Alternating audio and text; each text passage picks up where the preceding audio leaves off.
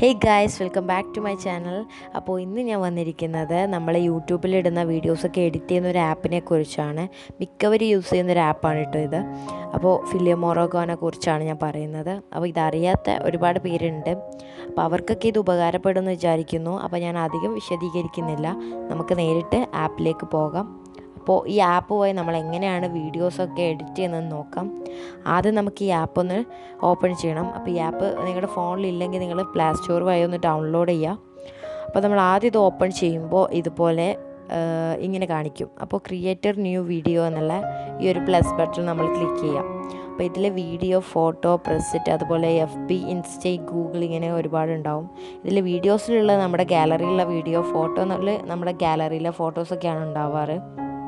അപ്പോൾ നിങ്ങൾക്ക് ആവശ്യമുള്ള ഫോട്ടോസൊക്കെ ക്ലിക്ക് ചെയ്യുമ്പോൾ നമ്മൾ ഏത് ഫോൾഡറിലാണ് നമ്മൾ ആവശ്യമുള്ള ഫോട്ടോസ് അത് നോക്കിയിട്ട് ക്ലിക്ക് ചെയ്യുക. അത് ലെഫ്റ്റ് സൈഡിലായിട്ട് നമ്മൾ ക്ലിക്ക് ചെയ്ത ഫോട്ടോസ് അവിടെ വന്ന് എടുക്കും. ഇതിൽ നമുക്ക് ആവശ്യമില്ലാത്തുണ്ടെങ്കിൽ ഇൻഡു ബട്ടൺ നോക്കിയിട്ട് നമുക്കത് ഒഴിവാക്കാവുന്നതാണ്. അപ്പോൾ വീഡിയോസ് ആകുമ്പോഴും ഇതുപോലെ തന്നെ. അപ്പോൾ ഞാനിവിടെ ഒരു വീഡിയോ എടുത്തിട്ട് നിങ്ങൾക്ക് കാണിച്ചു തരാം. അപ്പോൾ ഇതൊക്കെ ഒരു എക്സാമ്പിളാണ് കേട്ടോ. അപ്പോൾ ആദ്യം നമ്മളൊരു വീഡിയോ സെലക്ട് ചെയ്യുക. ഇത് നമുക്ക് ഇഷ്ടമുള്ളതുപോലെ ക്രോപ്പ് ചെയ്യാം. സ്റ്റാർട്ടിങ്ങിൽ നിന്ന് ക്രോപ്പ് ചെയ്യാം, എൻഡിങ്ങിൽ നിന്നൊക്കെ ക്രോപ്പ് ചെയ്യാൻ പറ്റും.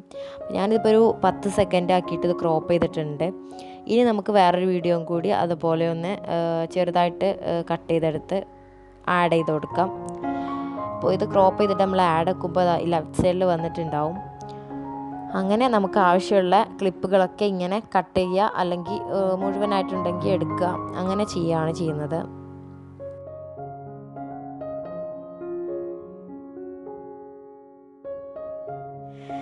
ഓക്കെ, അപ്പോൾ ഞാൻ 3 ക്ലിപ്പ് എടുത്തിട്ടുണ്ട്. ഞാൻ നെക്സ്റ്റേക്ക് ഈ പ്രോസസ്സിങ് ചെയ്ത് കഴിഞ്ഞു. അപ്പോൾ ഇത് എഡിറ്റിങ്ങിൻ്റെ ആ ഒരു ഭാഗത്തേക്ക് നീങ്ങിയിട്ടുണ്ട്.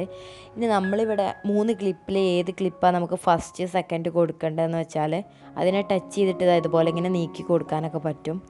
ഏതാണ് ഫസ്റ്റ് ഏതാണ് സെക്കൻഡ് എന്നൊക്കെ നമ്മുടെ ഇഷ്ടം പോലെ ചെയ്യാം. അപ്പോൾ ഓക്കെ കൊടുക്കുക. പിന്നെ നമ്മൾ ആദ്യം ഒരു ക്ലിപ്പ് സെലക്ട് ചെയ്യുക. അതിൽ ഡ്രിം ക്ലിപ്പ് ഉണ്ടാവും. അപ്പോൾ ഇത് നമുക്ക് കട്ട് ചെയ്യുന്ന ഒരു ഓപ്ഷനാണ്. അപ്പോൾ ഇത് നമ്മൾ ഓൾറെഡി കട്ട് ചെയ്തുകൊണ്ട് ഇതിൻ്റെ ആവശ്യം നമുക്കില്ല.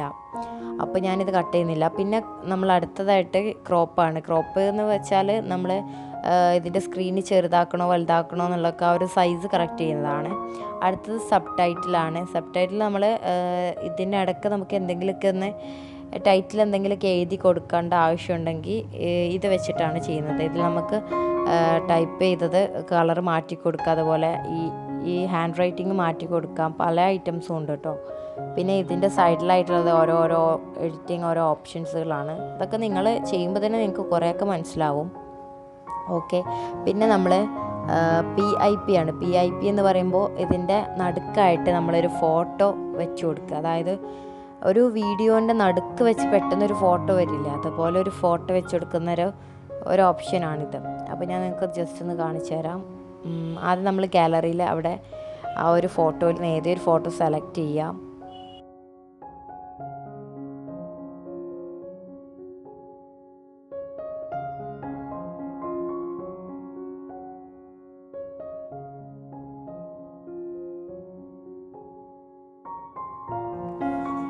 ഓക്കെ, അപ്പോൾ ഞാനിപ്പോൾ ഒരു ഫോട്ടോ സെലക്ട് ചെയ്തു. അത് വീഡിയോൻ്റെ ഏതെങ്കിലും ഒരു ഭാഗത്തായിട്ടൊക്കെ നമുക്ക് വെച്ച് കൊടുക്കാം.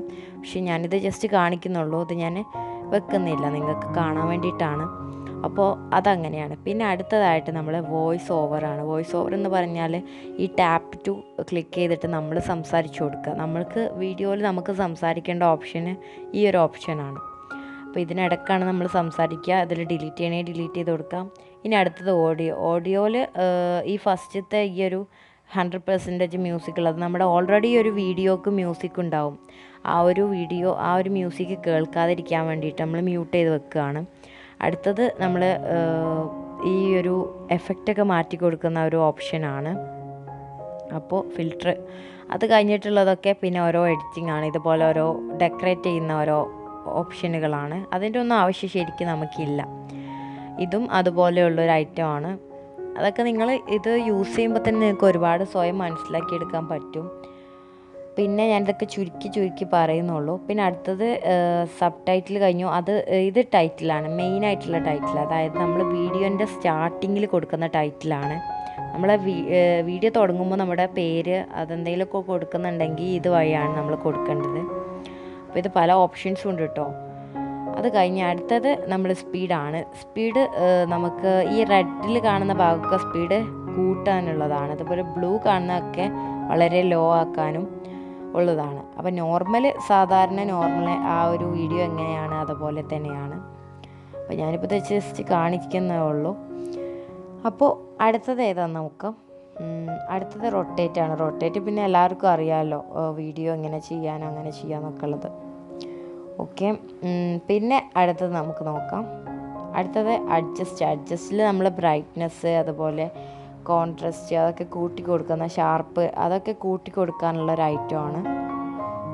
അപ്പോൾ ഇത് നിങ്ങളുടെ ഇഷ്ടം പോലെയാണ് ചെയ്യേണ്ടത്. പിന്നെ നമ്മൾ ഡ്യൂപ്ലിക്കേറ്റ് പിന്നെ നമുക്കിഷ്ടം പോലെ ഇത് എത്ര ഡ്യൂപ്ലിക്കേറ്റ് വേണമെങ്കിലും എടുക്കുക ഈ ഒരു ക്ലിപ്പിൻ്റെ. പിന്നെ ഡിലീറ്റ് ബട്ടണാണ്, അപ്പോൾ അതിൻ്റെ ഒന്നും ആവശ്യമില്ല. പിന്നെ അടുത്തായിട്ട് നമ്മൾ റൈറ്റ് സൈഡിലുള്ള ഈ ഒരു ഭാഗമാണ്. നമുക്ക് ഫസ്റ്റത്തെ ഒന്നും ആവശ്യമില്ല കേട്ടോ. രണ്ടാമത്തെ നമ്മൾ മ്യൂസിക് നമ്മൾ പ്ലസ് ബട്ടൺ നിൽക്കിയിട്ട് മൈ ലൈബ്രറി, മോർ, ഡൗൺലോഡ് ഇങ്ങനെ ഒരുപാടുണ്ട്. അതിൽ മൈ ലൈബ്രറിയിൽ നമ്മുടെ ഗാലറിയിൽ നമ്മൾ ഏത് മ്യൂസിക്കാണ് സെറ്റ് ചെയ്യുന്നതെന്ന് വെച്ചാൽ ആ മ്യൂസിക് സെറ്റ് ചെയ്ത് കൊടുക്കാം.